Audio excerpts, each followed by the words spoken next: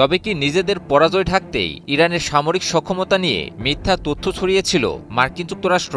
বিভিন্ন আন্তর্জাতিক প্রতিবেদনে খবর বেরিয়েছে ইরানের বিরুদ্ধে যুদ্ধ করতে এসে অস্ত্র ভাণ্ডারে টান পড়েছে মার্কিন যুক্তরাষ্ট্রের। অন্যদিকে এখনও অক্ষত ইরানের ক্ষেপণাস্ত্র সক্ষমতার একটি বড় অংশ। যুদ্ধক্ষেত্রে ইরানের শক্ত অবস্থান আর যুক্তরাষ্ট্রের পিছু হটা কি তারই ইঙ্গিত বহন করছে।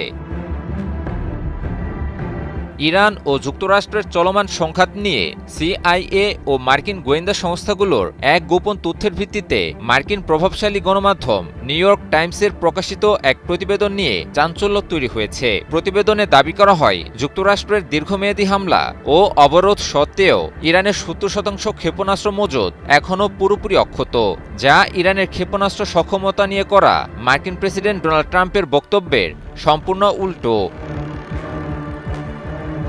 নিউ ইয়র্ক টাইমসে প্রকাশিত ওই প্রতিবেদনটিতে বলা হয়, গত ৯ মার্চ ট্রাম্প দাবি করেছিলেন মার্কিন বাহিনী ইরানের সামরিক সক্ষমতা সম্পূর্ণ ধ্বংস করে দিয়েছে, কিন্তু গোয়েন্দা সংস্থাগুলোর তথ্য অনুযায়ী হরমুজ প্রণালীর পাশে অবস্থিত ৩৩টি ভূগর্ভস্থ ঘাঁটির মধ্যে ৩০টি ইরান পুনরায় সক্রিয় করে তুলেছে। পাশাপাশি যুদ্ধের আগের অস্ত্র ভাণ্ডারের প্রায় ৭০%ই অক্ষত থাকার দরুন অত্যন্ত শক্ত অবস্থানে রয়েছে দেশটি।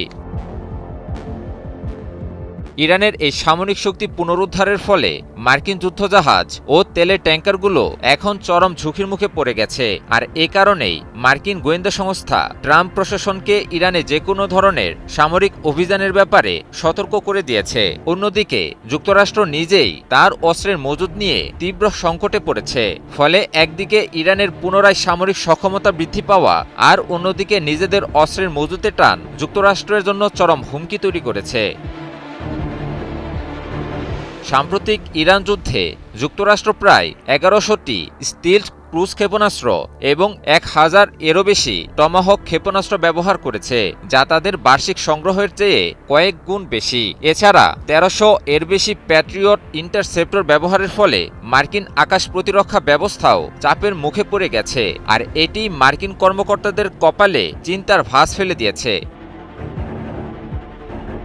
এদিকে ইরানের ইসলামিক বিপ্লবী গার্ড বাহিনী বা আইআরজিসি সরাসরি ট্রাম্পকে উদ্দেশ্য করে বলেছে, যুক্তরাষ্ট্রের অপারেশন এপিক ফিউরি ব্যর্থ হয়েছে। ইরান বর্তমানে কোনো পরাজিত পক্ষ হিসেবে নয়, বরং বিজয়ী শক্তি হিসেবে শান্তির জন্য ৫টি কঠিন শর্ত জুড়ে দিয়েছে। ইরানের শর্তগুলোর মধ্যে রয়েছে লেবানন ও গাজাসহ সকল ফ্রন্টে যুদ্ধ বন্ধ করা, নিষেধাজ্ঞা প্রত্যাহার, জব্দকৃত সম্পদ ফেরত, হরমুজ প্রণালীতে ইরানের সার্বভৌম অধিকারের স্বীকৃতি, যুদ্ধের ক্ষতিপূরণ প্রদান এবং ইউরেনিয়াম সমৃদ্ধকরণের অলঙ্ঘনীয় অধিকার।